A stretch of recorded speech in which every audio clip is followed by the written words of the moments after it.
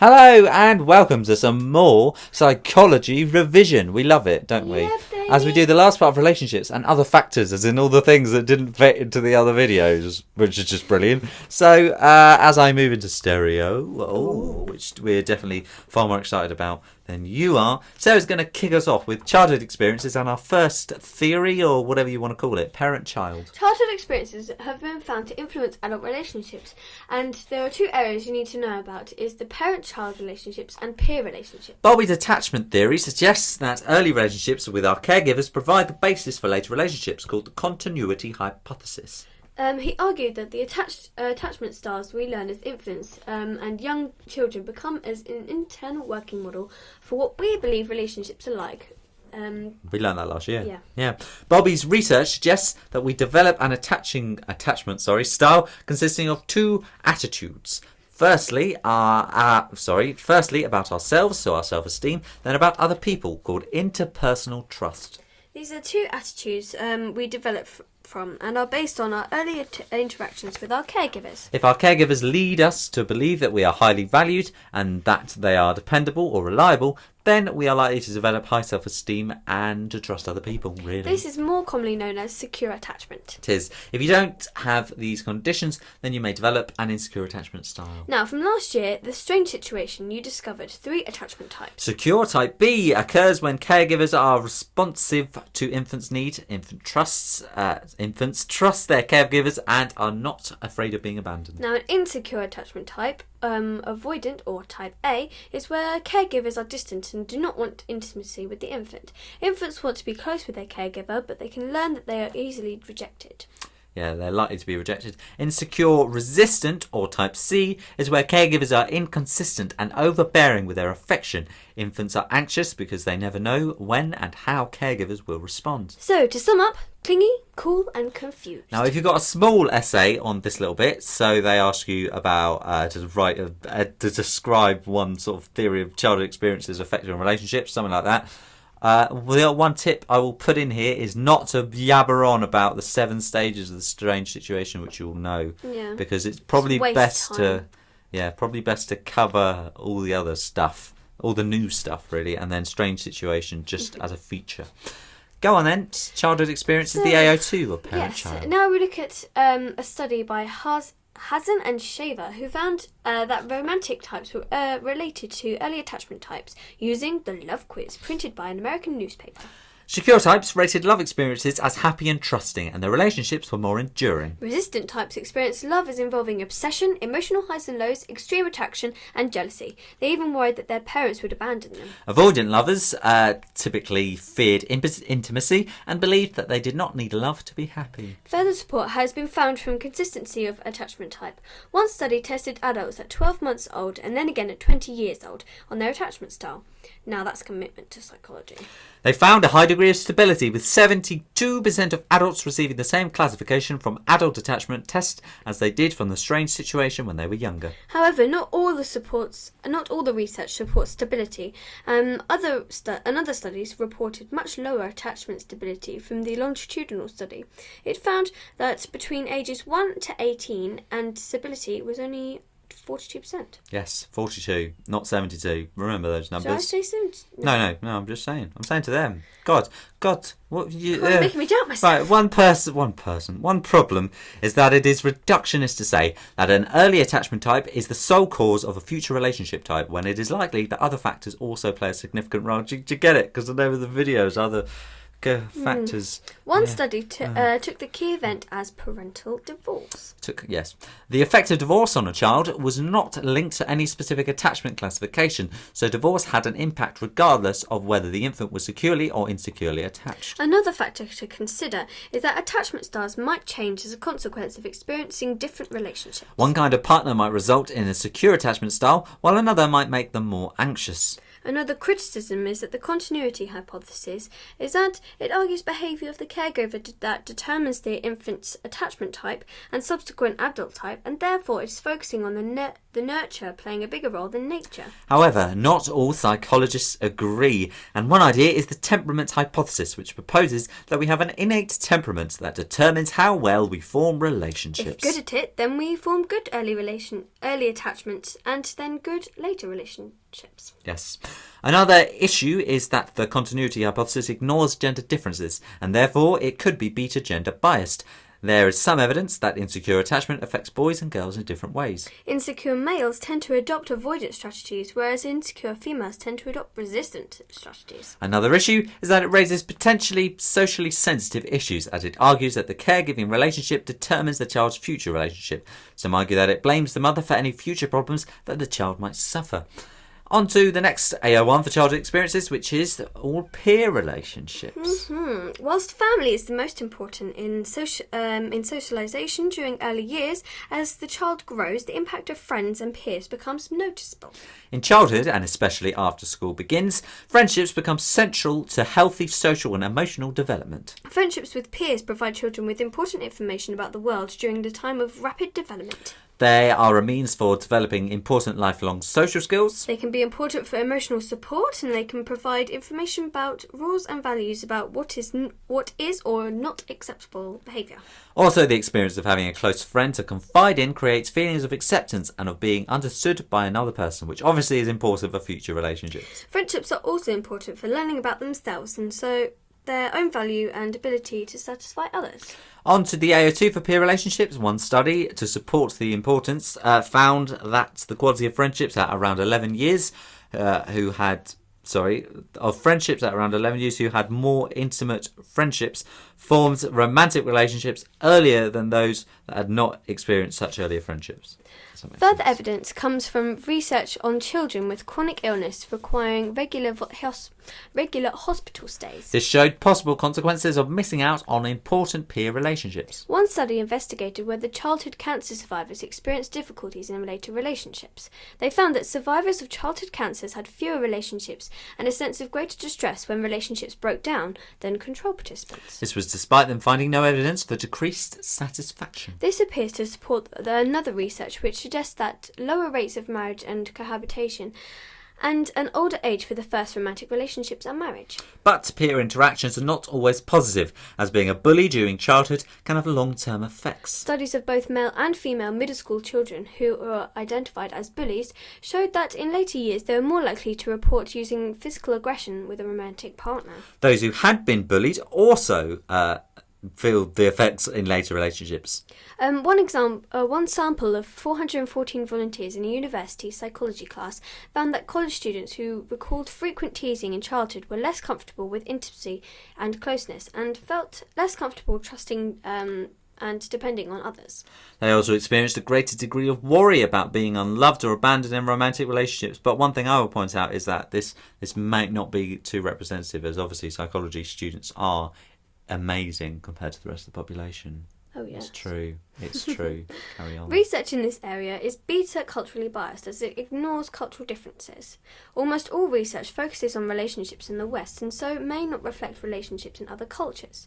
In collectivist societies, the family, including extended family members, is of utmost importance and so is likely to take a much larger role. Research also ignores gender differences, so it's beta gender bias, that it may be that girls and boys are affected in different ways. There's some evidence that girls are more likely to become withdrawn when subject to bullying, whereas boys are more likely to become aggressive. It is also reductionist to focus on just one factor when investigating adult relationships, when it is likely that a combination of family and peer relationships, biological temperament and parental divorce all influence a child's development. And finally, research is correlational, and therefore we cannot infer everybody now. Cause and effect. Yeah. That was just me. Sorry. Okay.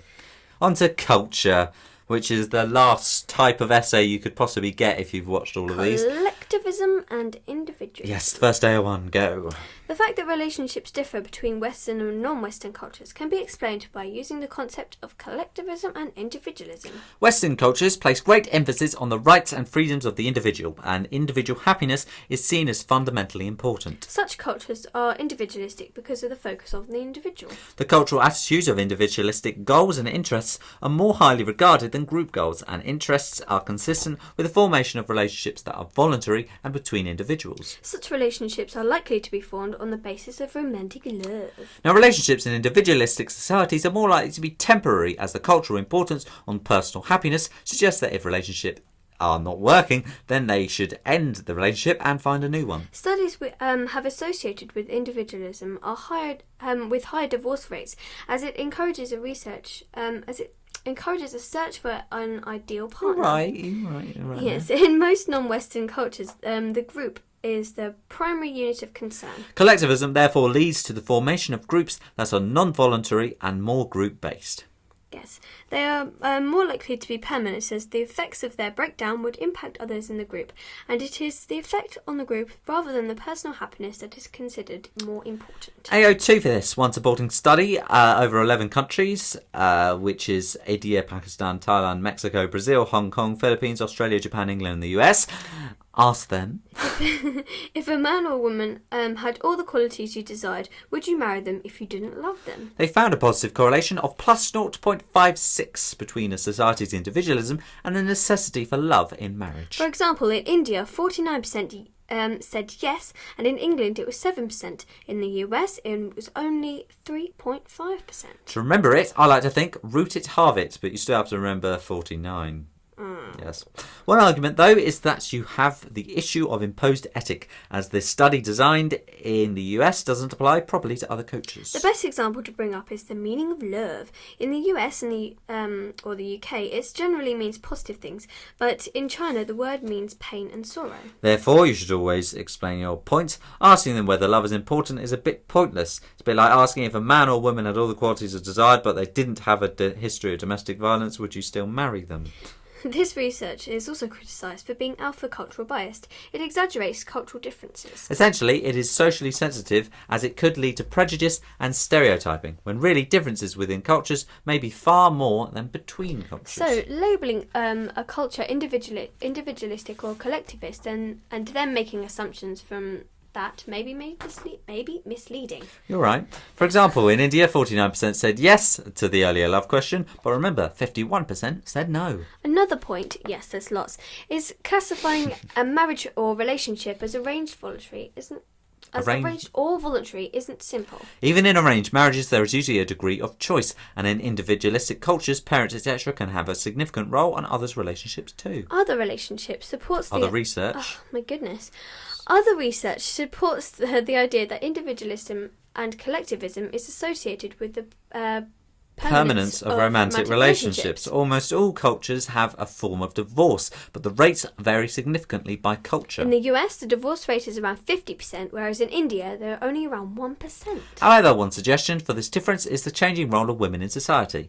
Research in African societies like Nigeria, where greater education for women has been found to be one factor increasing divorce rates. Financial independence is another factor, which may explain the low divorce rate in China. In China, assets in divorce are split as to who paid for them, rather than taking into account raising children and other factors. This may mean that women have no choice but to stay in unhappy marriages. And finally, some research suggests that it's not purely external factors that explain differences in the permanence of relationships, but actually arranged marriages may be more satisfying to the partners. A study on the type of marriage, love or arranged, the duration and gender on love and liking in the Indian society.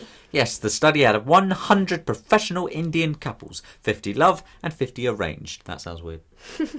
And they asked them to rate love and liking after 1, 5 and then 10 years. They found that in love marriages, love started high but decreased for both genders over time. Whereas in arranged marriages, ratings started lower but increased over time, particularly in males. Then at 10 years, the ratings for arranged were consistently higher than love marriages. The liking scale was similar, although the love group didn't have to have had steeper decline with the love rating. Well, that's depressing. Yeah. Culture. Now, some more culture. We're doing culture. That's what we're doing. But we go on to social mobility, which is the next theory. The last theory. It's very sad. Carry on. Another factor that influences relationships, are arranged or voluntary, is geographical and social mobility. In the West, we live mostly in urban settings with relatively easy social and geographical mobility. So, on a daily basis, we interact with a large number of people. In Western cultures, we therefore have a high degree of choice in personal relationships. In non-Western cultures, there are generally fewer urban centres centres, and less geographical social mobility. You can sort of think of it in your head like the formation idea about you've got a smaller field of availables. Yes. See that? Look at that. Therefore, people Look at have that. less choice about whom they interact with on a daily basis. Multi-theory. Meeting strangers is rare, and so relationships are frequently tied to other factors like blood or economic status. Yes. Now on to the AO2 of social mobility. Arranged marriages are not necessarily more common in non-Western cultures than in the West. Most people meet through friends or work, but perhaps the strongest argument is dating agencies. They perform the same function as parents in an arranged marriage. And once you start dating in a Western society, there are pressures related to social position, education, wealth and religion, which leads to so-called quasi-arranged marriage. One study found that nearly 50% of Americans said that they had married for reasons other than love. One study on 70 Hindu Gujarati couples Yes. living in Leicester found that I love that. And then living in Leicester found that only 8% had completely arranged marriages. 3/4 had been introduced by a third part and had been given the option of refusal. Yes, often they met at large social events and actually had quite a lot of choice. The statement of arranged marriage or not therefore is too simplistic. Also, the change from permanent to non-permanent relationships in the West is relatively recent. 50 years ago, divorce was rare in the West, and extended family groups were more common. The shift in recent years may be due to greater mobility, suggesting the reason isn't West, West non-West. nor non-West, but urban, non-urban. And finally, there is evidence that nature plays a role. Oh, it's nice that we come all the way round back to Buss's study of 37 cultures, which found that males at university valued physical characteristics and females valued resources when seeking a partner. These can then be explained with biological differences in parental investment. And that's it for relationships. You've listened to everything. That truly is the whole of relationships. If you for listen to these listening. 3 videos. We're also doing aggression and gender. We've already done anomalistic psychology, so you go listen to that. We've also done research methods for the A2 and the AS, if you want to go recap, which it seems quite a lot of people are. If you've got any questions, ask us down in the comments. We'll be happy to answer. And if you're listening to this in the future, then you may want to go look in the description, as some things may be out of date and we may have had to update them. So, thank you for listening. I've been Will Carne. And I've been Sarah Goldman. It's been WAHEY Productions. Do go look at the other videos. I hate to be clingy, but please. Watch them. Please.